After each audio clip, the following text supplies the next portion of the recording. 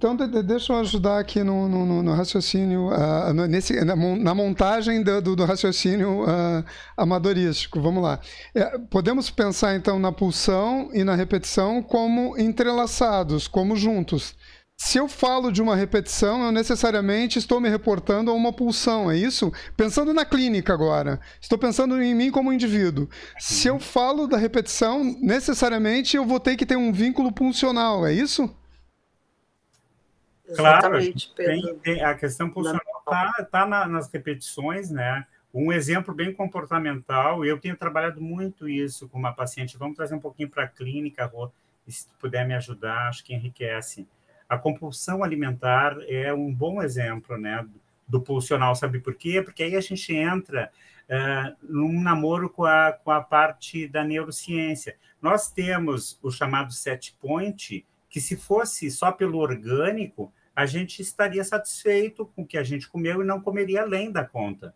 Mas como tem o aspecto pulsional, a gente vai além, a gente bebe além da conta, a gente come além da conta, as pessoas consomem além da conta, né? E tudo isso tem a ver, sim, com compulsão. Né? Bem colocado, tá? Porque, assim, o aspecto... A gente pode pensar, assim, na questão das repetições, trazendo para o mundo prático, né? Uhum. Saindo um pouquinho, não saindo, né, do campo teórico, mas trazendo o campo teórico para o mundo prático. Uhum. Na história da nossa vida, assim, nas nossas escolhas. Por exemplo, nas nossas escolhas amorosas, né? Acende a luz ali, Bi. O aspecto pulsional aí que aparece, né, de forma nesse mecanismo, né, de repetição. Por isso, assim, esses dois conceitos, a gente falar eles ao mesmo tempo é interessante, porque eles estão extremamente ligados. Então, assim, ó, trazendo novamente, digo, para o mundo prático, as nossas escolhas amorosas.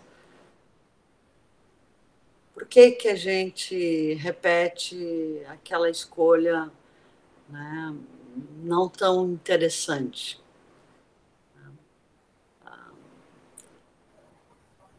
Cabe aí, né, evidentemente, interpretar esse dado, né, esse comportamento repetitivo do campo pulsional.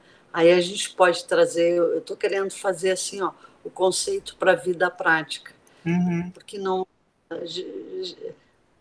né, a gente não faz muito isso, mas nossas escolhas estão diretamente ligadas com o nosso campo pulsional e nesse aspecto desse conceito, digamos, que a gente poderia nomear de repetição.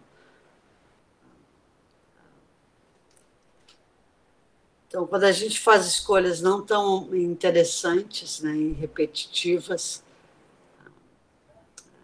poderíamos, então, pensar assim, o que aí move, né, o nosso campo pulsional e quando a gente pensa em impulsão, eu acho que, mesmo que nós possamos falar em impulsão de autoconservação, pulsão sexual. As pulsões do ego, né? Exatamente. Mas nós, em última análise, Gaio, Pedro, nós estamos falando em pulsão de morte. O que tem conexão com o gozo, o sofrimento em Lacan, né? Tem essa conexão, importante lembrar, né? Já que a gente é freudiano-lacaniano, né? Sim. Mas, enfim, voltando assim para as nossas escolhas na vida, né? O quanto isso tem do campo pulsional e repetitivo, né? No campo amoroso. Aí caberia enfim, nós dedicarmos assim, a se escutar e avaliar, né, o quanto esse tipo de escolha vai definir comportamento, vai definir desejo, vai definir todo esse campo pulsional, todo esse aspecto repetitivo. Eu não sei se eu estou podendo ser clara, mas é que esse conceito que a gente está trazendo, ele é tão da nossa vida prática, cotidiana, né? Fundamental assim nas nossas escolhas. Deixa eu de novo tentar fazer uma síntese. Eu poderia então pensar esse ciclo de repetição, se eu pensasse numa análise ou pensasse no meu padrão de vida, esse ciclo de repetição, ele frequentemente ocorrendo, ele pode significar um sintoma? Claro. Ele Sim. passa a ser um sintoma, isso. Psíquico, né? Ele aparece no sintoma, né?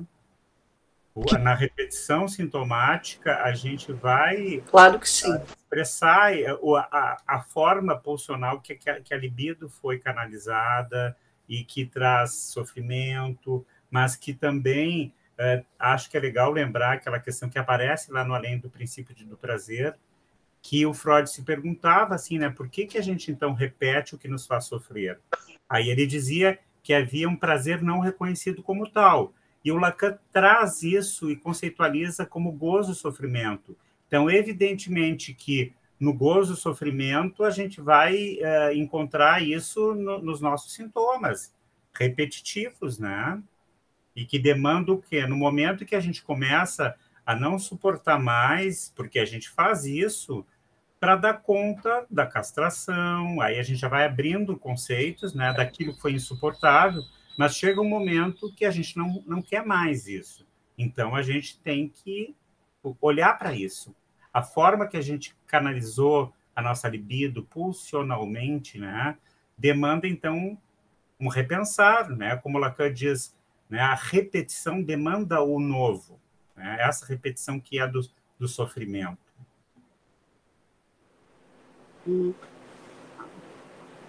E essa repetição, ela está alavancada no meu inconsciente, né? Na verdade, uma minha dificuldade pode ser, inclusive, me dar conta desse processo de repetição, né? Isso pode ser, inclusive, um percurso na análise, né? Sempre. A tendência é a gente não sacrificar muito. A gente tem dificuldade de sacrificar o sintoma, porque foi com ele que a gente deu conta do que era difícil. Certamente. Sim.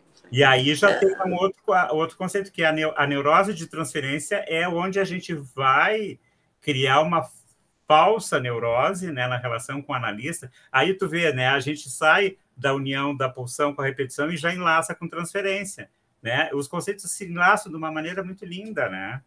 Então, isso vai enlaçar com transferência também. Sim. Nós poderíamos dizer assim que não teríamos como não repetir.